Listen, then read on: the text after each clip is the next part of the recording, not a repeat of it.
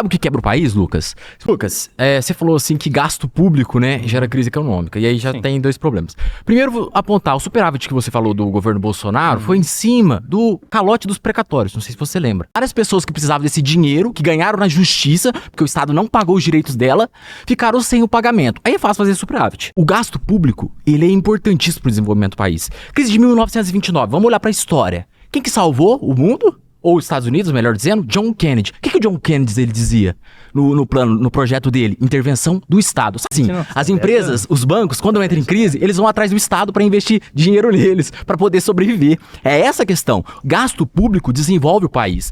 Por isso que um projeto nacional desenvolvimentista, ele é necessário para o país. O que quebra o país, Lucas? Se você olhar e prestar bem atenção, sabe o que aumenta a dívida pública? É o rentismo. Esse rentismo monetário em que a elite da Faria Lima ganha dinheiro em cima disso.